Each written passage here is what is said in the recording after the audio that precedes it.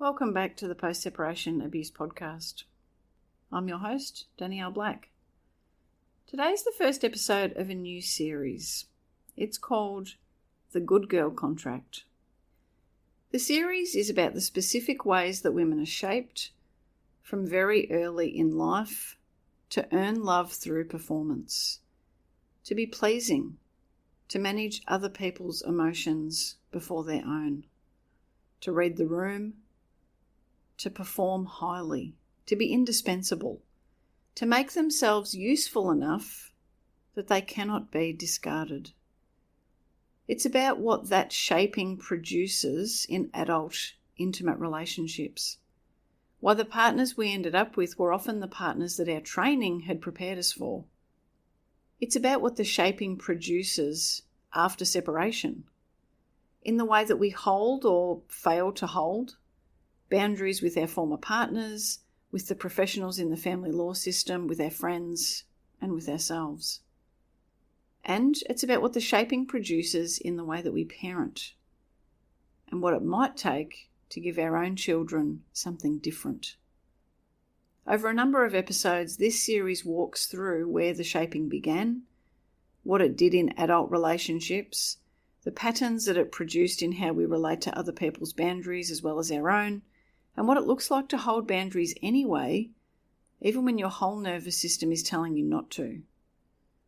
We'll unpack why the pattern doesn't end when a relationship does, and finally, we'll talk about what our children actually need from us in the wake of everything that we've carried. This first episode contains references to childhood abuse. I'm not going to describe specific incidents. There won't be details, but I'm going to talk about my own experience at a surface level because it's the ground that the whole series stands on. If that's not something that you think you're able to sit with today, perhaps take a step back and come back later if and when you can. The rest of the series will still make sense even if you don't listen to this episode. Before we begin, I'd like to invite you to take a slow, deep breath in, to hold it for a few moments, and then slowly release it. To loosen up your body, unclench your hands, your jaw, to lift your shoulders up to your ears, to let them drop, to allow some of the tension that you might be holding in your body to ease, even if just a little bit. Some context first, before we get into the content. I grew up in Australia in the 1980s. In that era, in this country, corporal punishment of children was widespread and culturally sanctioned. The wooden spoon, the belt, the threat of wait until your father gets home. In so many families, that was normal. I'm not saying that it was right, but for many, it was normal. It was familiar. If what happened in many Australian homes in that decade was happening today, child protection agencies would be involved in a serious way. But at the time, they weren't, because that was what parenting looked like for a lot of families in that era. I want to name that context before we dive in with anything else for a number of reasons. First, because I know that a lot of you listening will have lived through that same era and will recognise it. And second, because what I'm about to say sits inside that context. Again, it's not about excusing that context, rather just acknowledging it. Having grown up in that era and looking back on my childhood, I experienced what would now be considered physical and emotional abuse in childhood. Consequences for having emotions, consequences for having needs, punished for answering back. The punishments were sometimes physical, sometimes they were relational, isolation, withdrawal, emotional coldness. The consequences were severe enough at times to leave lasting bodily impact. I still carry some of that in my body today. I'm not going to give you more detail than that, because what I want you to have is not the details of my childhood story. Rather, it's the context and the category. And that context and category is that from very early in life, I learned that having needs wasn't safe, that being inconvenient had consequences, that the safest thing that I could do at the level of my whole nervous system was to be useful, to be pleasing, to be good. Now, I want to say something about my parents before I go further. My parents did what they had been taught was appropriate. They were shaped by their own upbringing, their own conditioning, and by the era. I've processed what happened in my childhood in my own therapeutic work over a long period of time. I have relationships with both of my parents today. There have been periods of 6 months or longer where I haven't spoken with either one of them over the years. And at those times it was because I had a boundary that I needed to hold. There have also been many, many hours of connection that I value. All of this is possible. What happened in my childhood did not determine the ending of the story. It shaped the beginning of it. But what came after, what is still coming, has been mine to build.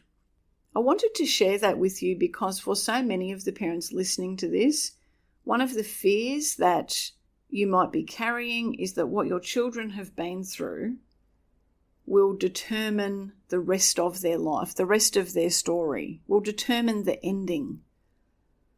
And what I want to share is that that doesn't actually have to be the case. In fact, it's likely not the case. What's happened can shape the beginning, but the rest, what comes next, can be different. There's something else that I want to name about my own story, and it's the piece that shapes this whole series. My brother did not experience a lot of what I experienced. Not in the same ways, not in the same intensity.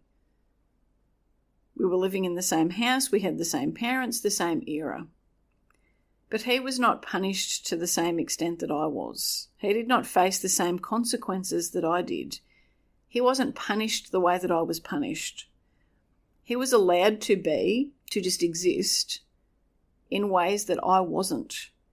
Now, that fact has sat with me for a very long time, and that dynamic, that contains a message that I've reflected on over the years, that for me in childhood meant that there was something about me specifically that caused the treatment that I received. That my brother was okay as he is, but I wasn't. And when the reason for the differences in parenting is gender, when the girl gets punished and the boy doesn't for behaviour that in the boy would be tolerated or celebrated, the message becomes something even more specific. And that is that boys are allowed to be, girls have to be shaped.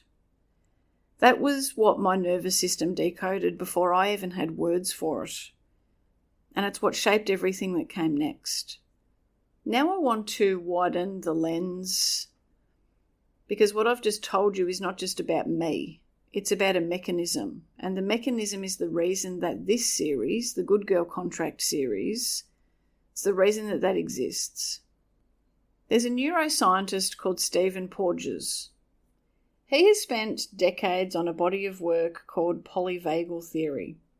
Now, I'm not going to do a deep dive lecture on polyvagal theory, but I do want to give you one concept from his work because I think it can change what you understand about your own body.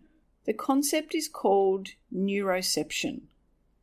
Neuroception is the body's continuous unconscious scanning of the environment for cues of safety or threat.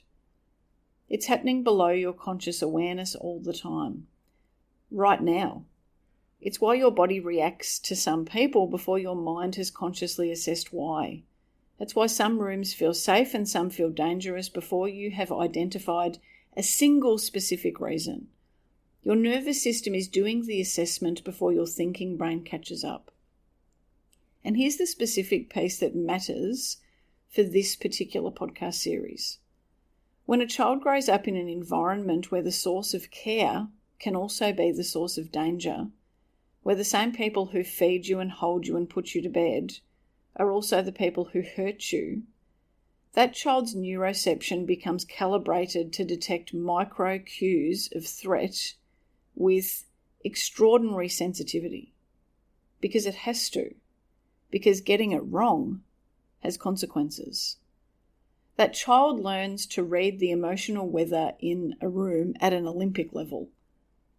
She learns to detect a shift in her mother's tone before her mother has finished the sentence.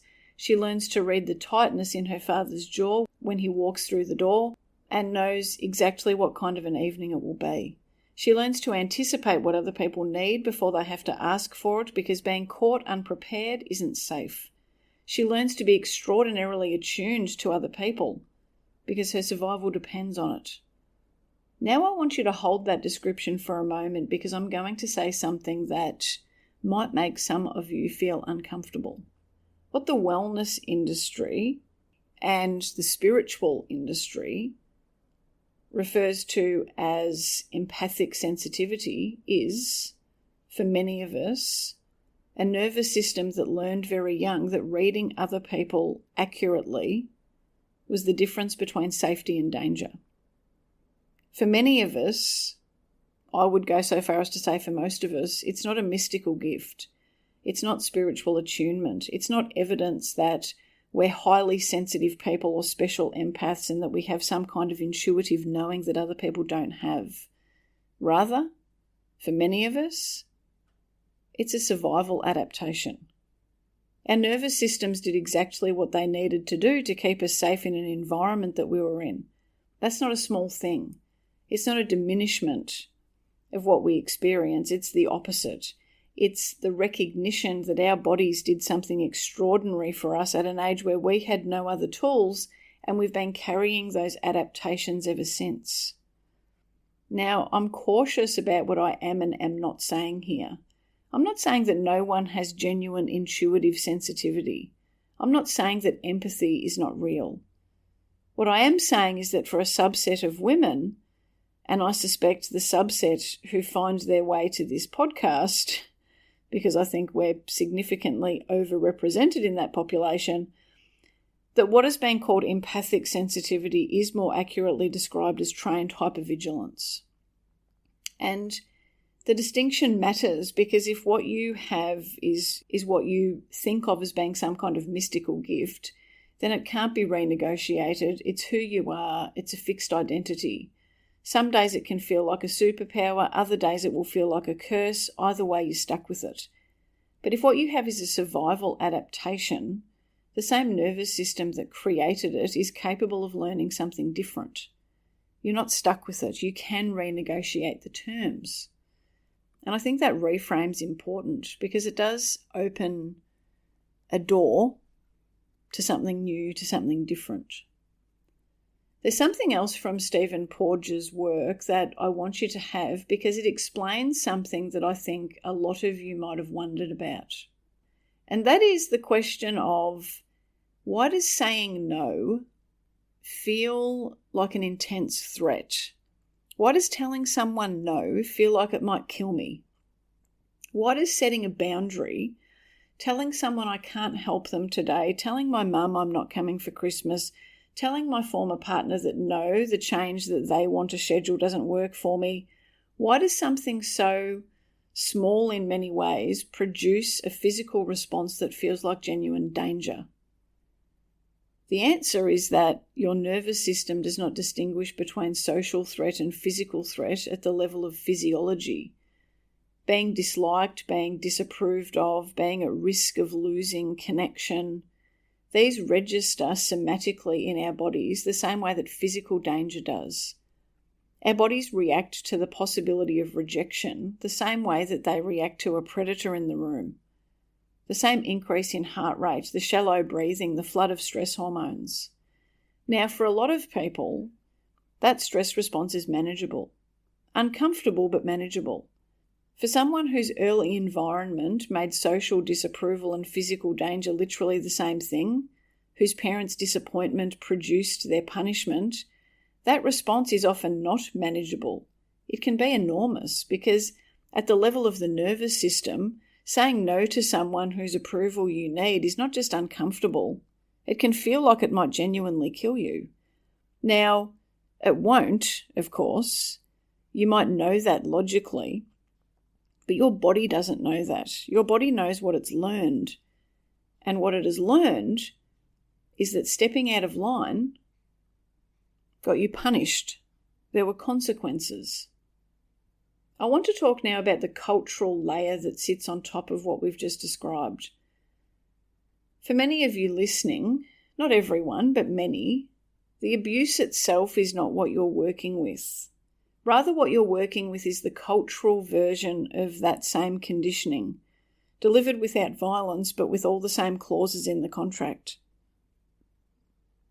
Cultural conditioning tells all girls to be pleasing, to read the room, to make themselves small enough to fit, to place importance on other people's emotions before their own, to not be a burden, to not embarrass anyone, to be easy, to be good. You don't need to have been hit or abused in childhood to have received this training, this conditioning.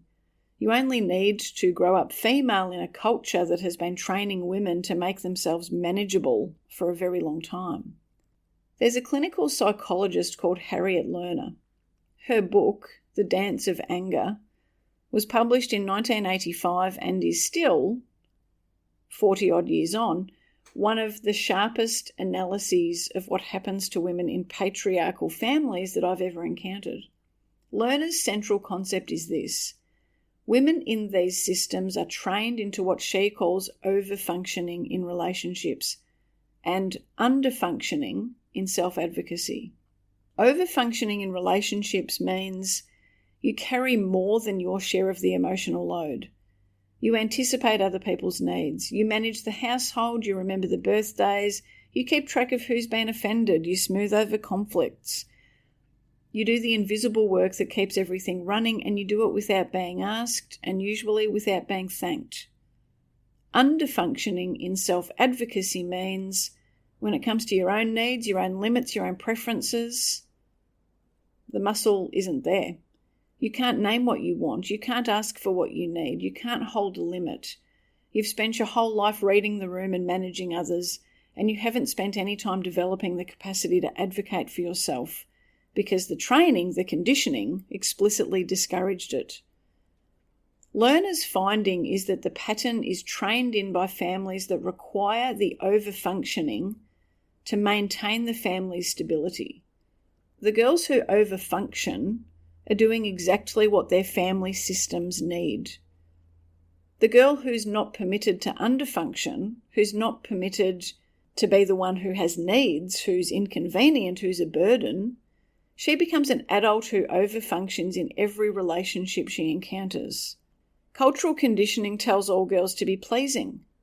Violently enforced conditioning tells specific girls that the alternative is dangerous. Both aspects of this matter. What I want you to take away from this is that if you received the cultural version of this training without violence, without abuse, the training is still real. Your struggle with boundaries is not a weakness, it's not a personal failing, it's not something that you should have been able to overcome by now. Rather, it's the outcome of a specific type of training that was designed to produce exactly what it produced.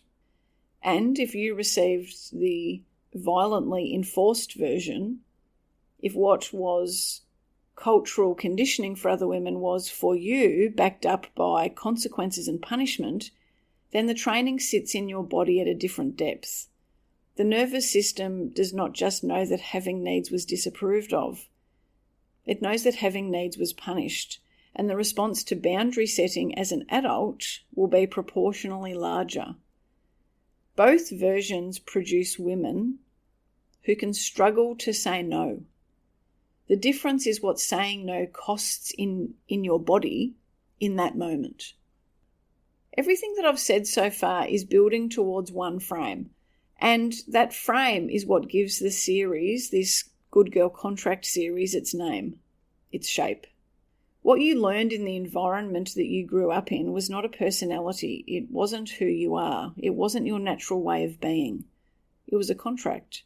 It was a set of terms that you didn't consent to, that you didn't sign, that you have no copy of. but you've been operating under it in every relationship that you've ever entered ever since. I call it the good girl contract, and here are the clauses.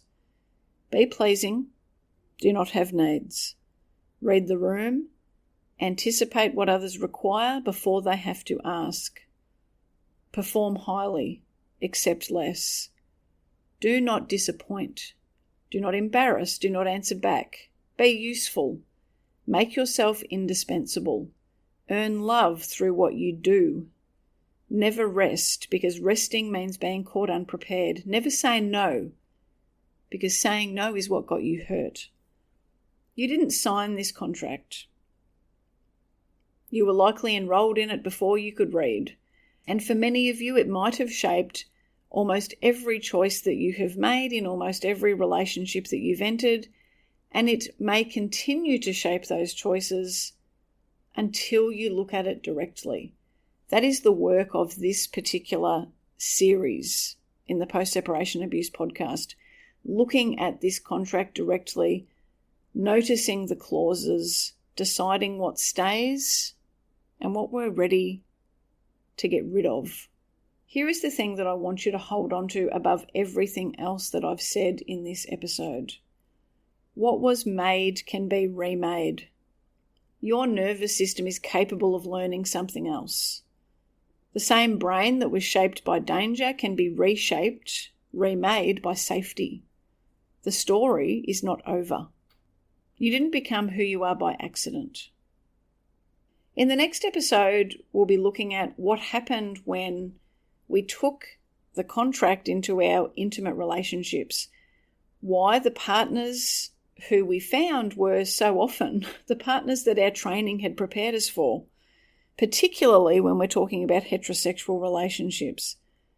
We'll be looking at the specific mechanism that kept us locked in, the one that made the intensity feel like love and the withdrawal feel like it was our fault, and what it takes to see the pattern and step out of it. In future episodes, we'll also be looking at the mirror problem, the specific problem of struggling to accept other people's boundaries when we struggle to hold our own.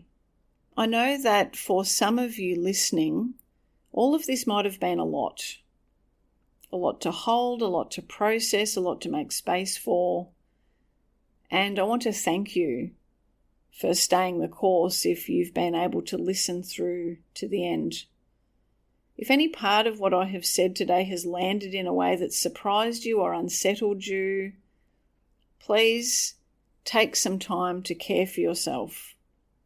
Thank you so much for being here with me for this conversation. I really value your time. I deeply appreciate that you're willing to sit with difficult conversations, complicated conversations, conversations that ask you to make space for different perspectives. I look forward to chatting with you again soon. There's a moment where the noise stops landing, where the chaos loses its hold. That's it for today's episode of the Post-Separation Abuse podcast. If you found this helpful, you'll love the Post-Separation Parenting Blueprint, the foundation of everything that my team and I teach, now available to all protective parents. Whether you work with us one-on-one or navigate your journey independently, the blueprint is where everyone starts. Whether you're thinking about separating, in the early stages of separation, wanting to avoid your kids being trapped with unsafe or inappropriate care arrangements, or perhaps needing to challenge and change current arrangements, and even if you're currently in the court system for parenting matters. I created the blueprint because the journey of being a change maker and a cycle breaker can't be done alone, and the blueprint is the one post-separation parenting resource that gets it right. Child development, safety and well-being put first, with the evidence to back it up. The blueprint gives you the same strategic frameworks that my team and I use in private one-on-one coaching, and it's available on an online platform for you to access whenever and wherever you need. You can also ensure that you're up to date with any new announcements by checking in regularly to the website danielleblackcoaching.com.au. Until next time, take care, and please always remember, you are your child's greatest protector. You're rewriting the